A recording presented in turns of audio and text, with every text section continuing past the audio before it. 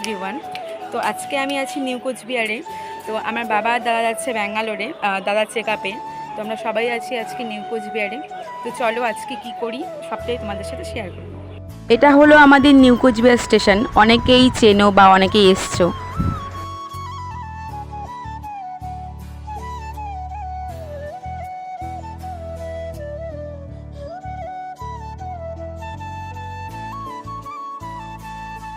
ওই যে ওইখানে মা দাদা গল্প করছিল, আমি আর বাবা এসেছিলাম এইদিকে। তো এই যে আমার এটা বাবা, দাদা ওইদিকে, মাও ওইদিকে। তো তোমাদেরকে দেখাবো আমার দাদা। আমরা যাই করি ঝগড়া মারপিট এখন তো শুনে যাবে না কয়েকদিনের জন্য। তো যাই হোক, ওই যে ট্রেন আসার জন্য আমরা ওয়েট করছি সবাই। ওই যে একটা ট্রেন আসছে, এটা তো যাবে না, বাবা দাদা আসবে। তো এটা জানি না কোন ট্রেন।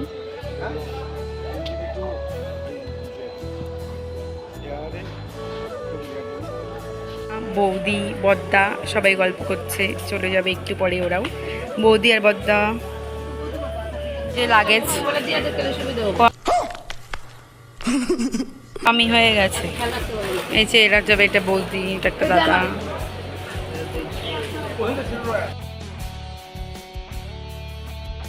এখন অ্যানাউন্স করলো যে ওদের ট্রেনটা আসবে প্ল্যাটফর্ম নাম্বার 3-তে। তো ওখানেই যাচ্ছি আমরা লিফটে করে।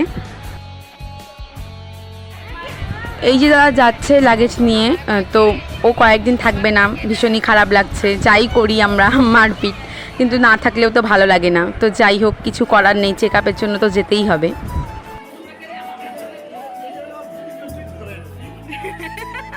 যে খচ্চরিটা, হ্যাঁ ঠিক দাদা ঠিক।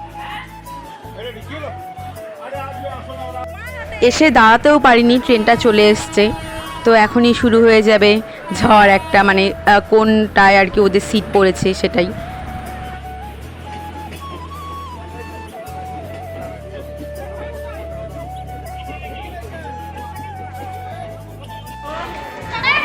টাটা।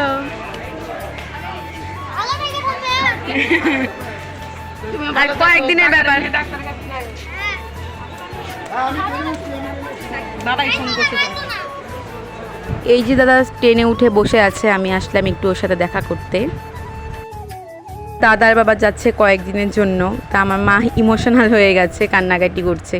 দাদা বাবা বকা দিচ্ছিল যে কান্নার কি আছে। ওদের টাটা করে এখন আমি আর মা যাচ্ছি বাড়িতে। খারাপ লাগছে, মাকে আমি বোঝাচ্ছিলাম যে কিচ্ছু হবে না, শুধু যাবে, চেক আপ করবে, চলে আসবে।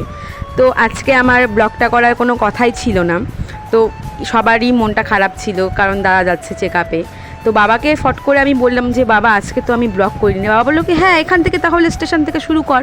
তো যাই হোক, অল্প সময়ের জন্য ব্লগটা করলাম। তোমরা অবশ্যই কমেন্ট করে জানাবে যে তোমাদের কেমন লাগলো। আর একটা কথা, আসার দিন দাদা বাবারা রাত্রেও আসতে পারে। যদি রাত্রে আসে তাহলে আমার পক্ষে ব্লগটা দেওয়া সম্ভব হবে না। যদি দিনের বেলা আসে তো তাহলে আমি ব্লগটা তোমাদের সাথে অবশ্যই শেয়ার করব। এখন এতটুকুই, টাটা।